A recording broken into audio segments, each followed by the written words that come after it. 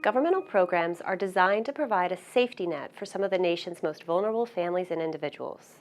The Supplemental Poverty Measure, or SPM, helps us to estimate how well these programs are working to pull people out of poverty.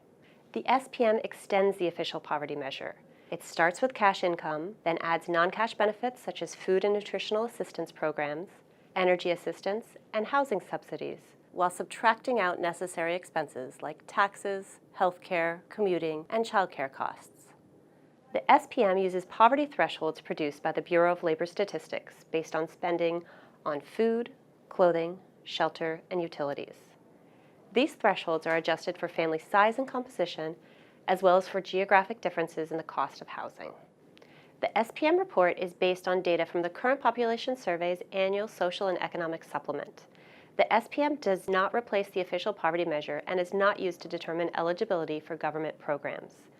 Let me begin by summarizing the main findings from this report. The SPM rate in 2017 was 13.9%. This is not statistically different from the 2016 SPM rate of 14%.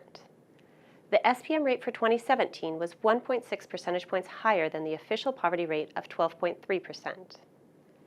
There were 16 states plus the District of Columbia for which SPM rates were higher than official poverty rates, 18 states with lower rates, and 16 states for which the differences were not statistically significant. The SPM uses thresholds produced by the Bureau of Labor Statistics from Consumer Expenditure Survey data. Separate thresholds are created for renters, homeowners with a mortgage, and those who own their homes free and clear. While the official poverty threshold is constant throughout the United States, the SPM adjusts for geographic differences in housing costs. This map shows those differences, with yellow areas having lower thresholds for renters than official poverty threshold, and blue and green areas having higher thresholds.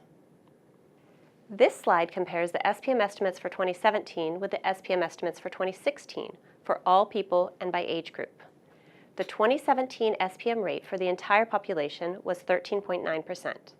This is not statistically different from the 2016 SPM rate of 14%. SPM rates were not statistically different for any of the major age categories in 2017 compared with 2016. SPM rates for children under age 18 were 15.6%.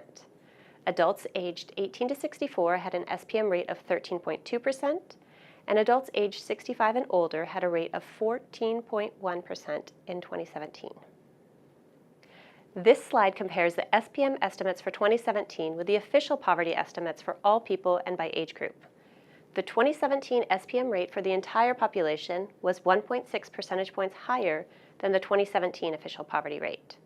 Looking at specific age categories, the SPM rate was lower than the official poverty rate for children, but higher than the official poverty rate for people aged 18 to 64 and people aged 65 and older. While the SPM national poverty rate was higher than the official, that difference varies by geographic area. This figure shows the United States divided into 3 categories by state.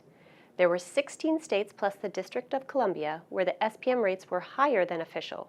These are shaded orange. There were 18 states where the SPM was lower than the official. These are shaded blue. And finally, there are 16 states where the differences in the rates were not statistically significant. These are gray. One important contribution that the SPM provides is allowing us to gauge the effectiveness of tax credits and transfers in alleviating poverty. We can also examine the effects of non-discretionary expenses, such as work and medical expenses. This graph shows the impact on the 2017 SPM rate of the addition or subtraction of a single resource element. Some of these elements, such as Social Security and unemployment insurance, are included in the official estimates. Other elements, such as the Supplemental Nutritional Assistance Program, or SNAP benefits, and refundable tax credits are included only in the SPM resource measure. Using this chart, we can see that 27 million people were taken out of poverty by Social Security benefits.